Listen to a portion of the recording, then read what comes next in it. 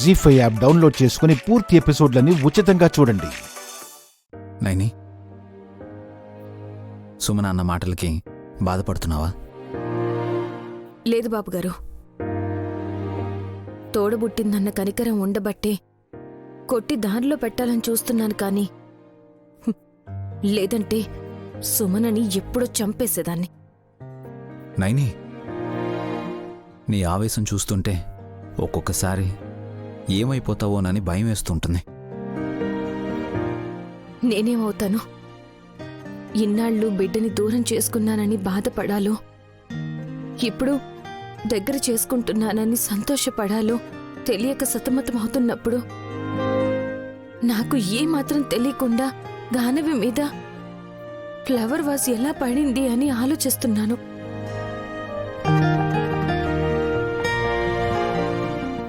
నైని, కొన్నిసార్లు గెస్ చేయలేం. ఆ మాట మీరంటారు, నేను అలా కూడా అనలేకపోయాను.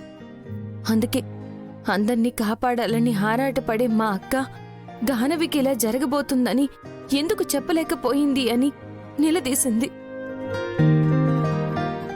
నేను పైనే ఉండి కూడా చూసుకోలేదు. మీరు చూడకపోయి ఉంటే పసిబిడ్డ ఏమైపోయేది? నైని, నష్టం జరగలేదు, గాయం కాలేదు. జరిగిపోయిన దాని గురించి ఆలోచించుకు నైని, వదిలే. దీన్నంత సులువుగా వదిలేయను బాబుగారు. నాగమణి హారం నుండి వచ్చిన కాంతి గానవి మీద ఎందుకు పడిందో, ఈరోజు తన మీద ఆ ఫ్లవర్ వాజ్ పడుతున్నా నాకు తెలియకుండా ఎందుకుందో, వీటి గురించి తీవ్రంగా ఆలోచిస్తూనే ఉన్నాను. ఆలోచిస్తే వచ్చే లాభం ఏముంటుంది నాయని? లాభ నష్టాల గురించి ఆలోచించడానికి ఇది వ్యాపారం కాదు బాబుగారు. అలాగని ఎవరికో బిడ్డని పంచడానికి నేను పేగును తెంచుకోలేదు. మనిషి పోరాడతాడు, ఆత్మ ఆరాడుతుంది.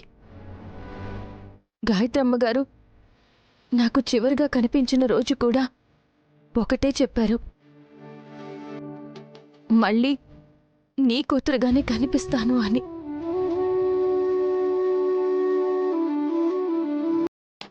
కన్నాను నేను, తల్లినయ్యాను కానీ పిల్లలు లేరని ఎంతమందితో అనిపించుకోవాలి బాబుగారు?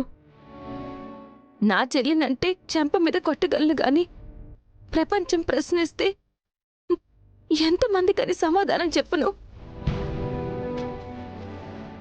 అందుకే నేను నిర్ణయించుకున్నాను, ఎవరిది నాటకమో ఇంకెవరిది బూటకమో నాకైతే అనవసరం. జన్మనిచ్చిన బిడ్డని ఎవరో ఎత్తుకుపోయారంటే మీలా నేనొదిలేయలేను.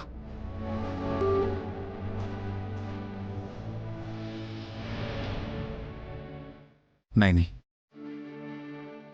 నేను నీ క్షేమం గురించి ఆలోచించే ఆగిపోయాను. నాకు నిజం తెలిసాక మీరే ప్రయత్నం చేశారో చెప్పండి. ఎవరిని అడిగారు? ఏ దిక్కును వెతికారు? కనిపిస్తుందంటే కంటికి నిద్ర లేకుండా వెతకొచ్చు నాయని. కానీ ఎవరూ పాప దొరికిందని కూడా చెప్పలేదు, వార్తల్లోనూ రాలేదు. రాదు, రానివ్వరు. కానీ నేను బయటికి తీసుకొస్తాను. నా బిడ్డ అని రుజువు చేసుకుని మరి ప్రపంచానికి చాటుతాను. నైని, నా మాట విను.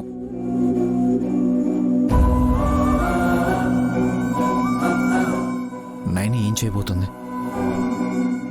మా అమ్మని నా దగ్గరికి చేర్చే ప్రయత్నంలో ఏమైపోతుంది?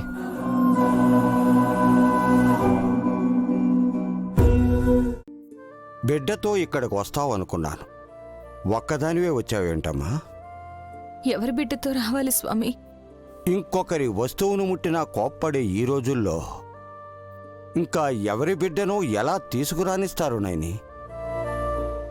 మీకు అన్నీ తెలిసినా అడుగుతారు. నేనేం అడిగినా పరోక్షంగా చెప్పి నన్ను పరీక్షిస్తారు. విశాలక్షమ్మ వారి పలుకుని నేను ఉచ్చరిస్తాను తల్లి. మీరిచ్చిన నాగమణి హారం కాంతి నా చెల్లెలు బిడ్డ మీద పడింది స్వామి. దారి చూపిస్తుందనుకుంటే అన్ని దారులు మూసేసినట్టయింది. ఎవరికి వాళ్ళు త్యాగం చేసి నా కళ్ళు తుడుతామనుకుంటున్నారు. ఒకరి జాలి నాకు అవసరం లేదని, నేను కన్న కూతురు జాడని వెతుక్కోగలనని నిర్ణయించుకుని గానవిని తిరిగి సుమనకిచ్చేశాను. చేతులు మారిన సత్యాన్ని చేజేతులా జారవిడుచుకోవడం అంటే ఇదే నైని. ఏమంటున్నారు స్వామి?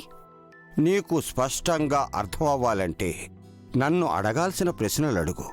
సమాధానంతో నీకు అవగతమవుతుంది. స్వామి, ఎవరికి ఏ ఆపదొచ్చినా నాకు ముందే తెలిసేలా విశాలాక్షి అమ్మవారు చూపిస్తారు. కాని గానవి మీద ఫ్లవర్ వాస్ పడిపోయింది. ప్రమాద సూచికలేవి నాకు తెలియలేదు. ఎందరినో కాపాడిన నేను ఆ పసిబిడ్డని ఎందుకు కాపాడలేకపోయాను? ఆపద నీకే వస్తే నీకు తెలుస్తుందా? తెలీదు స్వామి. ఆ విషయంలో నేను దురదృష్టవంతురాల్ని. జాగ్రత్తగా విను నైని. నీకు ఆపదొస్తే ఎలా తెలియదో నీ బిడ్డలకు ఆపద వచ్చినా నువ్వు తెలుసుకోలేవు.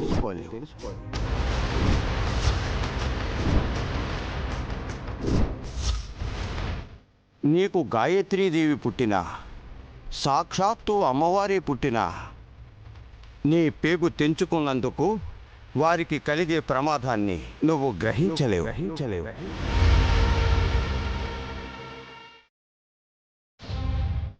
ఇదెక్కడి అన్యాయం స్వామి? పసిబిడ్డలన్న దయ భగవంతుడికి లేదా? అలా లేనందుకే నీ సొంతమేదో నీది కానిదేదో నువ్వు సరిపోల్చుకోగలవని సంతోషపడలేవా తల్లి? అంటే గానవి నా కూతురా? అందుకే నేను నేను తనకొచ్చే ప్రమాదాన్ని గుర్తుపట్టలేకపోయానా? ఏమంటున్నారు స్వామి? నాగయ్య దారి మళ్లించినట్టు మీరు కూడా ఇలా చెప్పి నన్ను అల్ప సంతోషిగా ఉండమంటున్నారా? బిడ్డకు జన్మనిచ్చిన ఏ తల్లికి తాత్కాలిక ఆనందం కోసం అబద్ధం చెప్పకూడదమ్మా.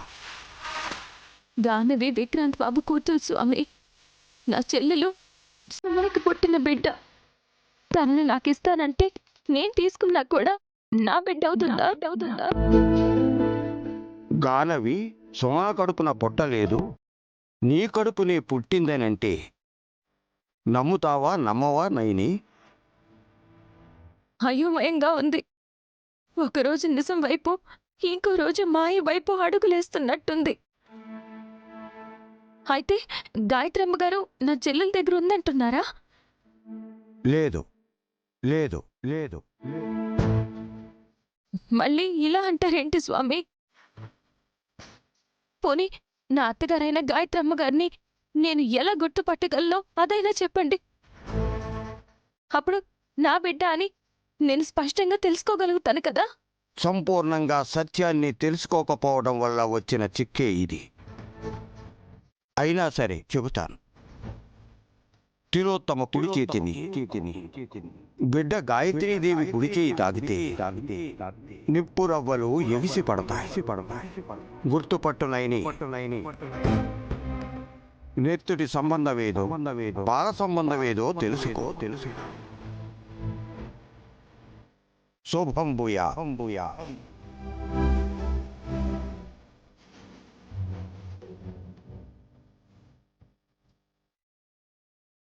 జీ5 యాప్ డౌన్లోడ్ చేసి అన్ని ఎపిసోడ్స్ పూర్తి ఉచితంగా చూడండి.